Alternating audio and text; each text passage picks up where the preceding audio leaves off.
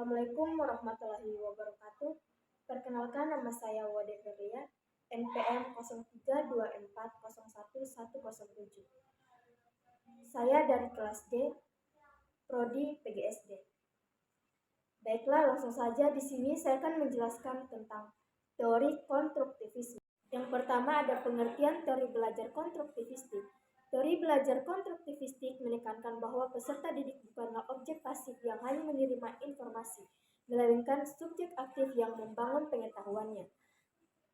Pengetahuan tidak ditransfer dari guru ke siswa, tetapi konstruktivistik melalui pengalaman belajar dan interaksi sosial. Oleh karena itu, proses belajar adalah proses aktif, kreatif, dan reflektif.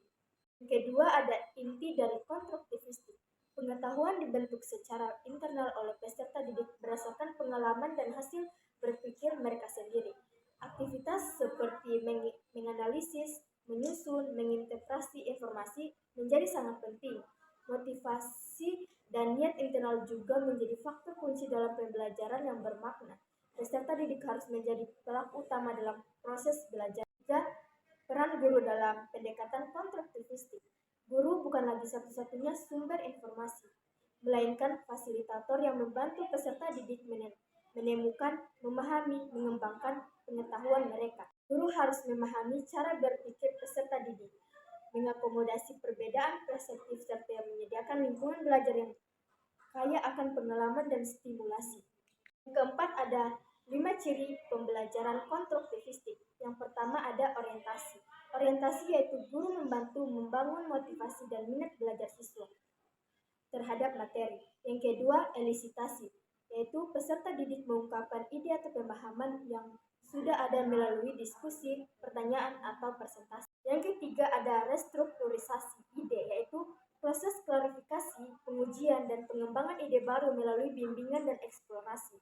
Yang keempat, ada penggunaan ide dalam situasi baru, yaitu siswa mengaplikasikan ide yang telah dikonstruksi dalam konteks lain.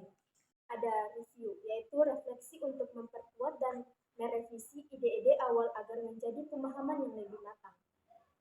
Selanjutnya, pengakuan terhadap kemampuan awal peserta didik, yaitu setiap peserta didik datang dengan latar belakang pengetahuan, pengalaman, dan pemahaman awal yang berbeda. Dalam pendekatan konstruktivistik, hal ini tidak diabaikan, melainkan dijadikan fondasi untuk membentuk pengetahuan baru yang relevan dan bermakna. Selanjutnya, peran kunci guru. Guru perlu menumbuhkan sikap mandiri dalam diri peserta didik, memberikan ruang untuk mengambil keputusan serta mendorong peningkatan keterampilan dan pemahaman. Guru juga harus memberi dukungan emosional dan akademik untuk mengoptimalkan pembelajaran. Lingkungan belajar konstruktivistik. Lingkungan yang ideal adalah yang terbuka, inklusif, dan kaya akan pengalaman. Ini memungkinkan berbagai pandangan, interpretasi, serta interaksi antar peserta didik. Aktivitas belajar berbasis proyek, diskusi kelompok, eksperimen, dan studi kasus menjadi pendekatan yang efektif. Konsep konstruksi pengetahuan. Konstruktivistik memandang realitas sebagai sesuatu yang subjektif.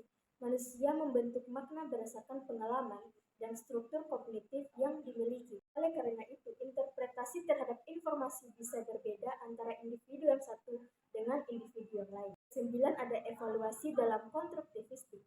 Evaluasi bukan hanya mengukur hasil akhir, tetapi juga menghargai proses belajar.